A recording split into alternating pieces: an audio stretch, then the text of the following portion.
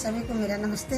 मैं आपकी आशा आज फिर एक कदम आपके साथ। आज का मेरा विषय है चिट्ठियों का महत्व। इस युग में चिट्ठी बिल्कुल ही समाप्त हो गई है।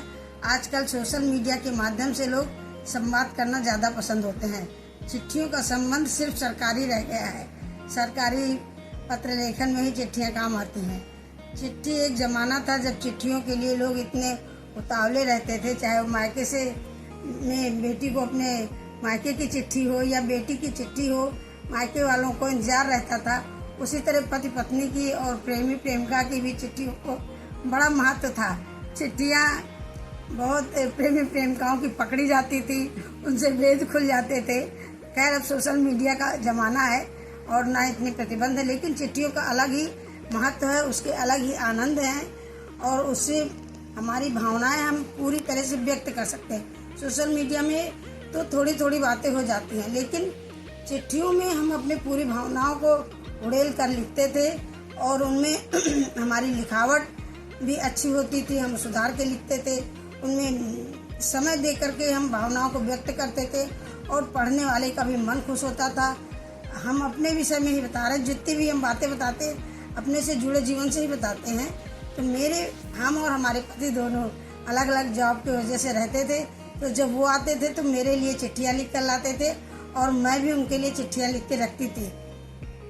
हर पति पत्नी को अपनी चिट्ठियों का इंतजार रहता था और एक दूसरे के मैं सरल भाषा में चिट्ठियाँ लिखती थी और उनकी भाषा बहुत ही अलंकारिक और बहुत ही क्लिष्ट भाषा होती थी, जिसको कि पढ़ के बहुत बार पढ़ने के बाद समझ में आती थी।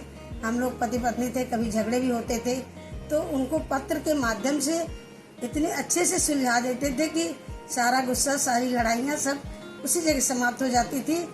एक उनके पत्र मैंने आज तक संभाल के रखे हूँ। वो इस दुनिया में नहीं है, लेकिन उनके पत्र हमें बराबर याद दिलाते हैं उनकी भावनाओं की और उनके पत्र के कुछ अंश मैं आपको सुनाना चाहती हूँ। देखिए वो पत्र संभाल कर रखा है मैंने, इसके थोड़ा सा अंश मैं सुनाना चाहती हूँ।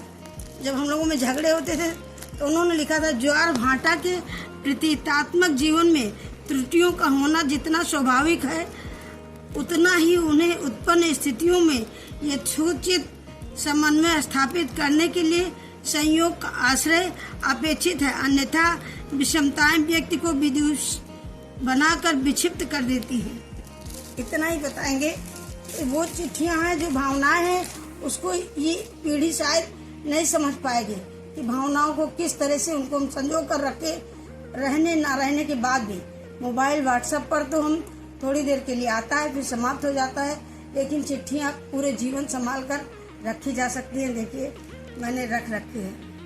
धन्यवाद। चिट्ठियाँ लिखिए, ज़रूर लिखिए, अपने बच्चों को लिखिए, भले ही साथ रहते हों, चाहे जितना मोबाइल से बात होती हो, लेकिन उनके जन्मदिन पे, उनके मैरिज एनिवर्सरी पे एक पत्र लिख करके ज़रूर दीजिए। धन्यवाद।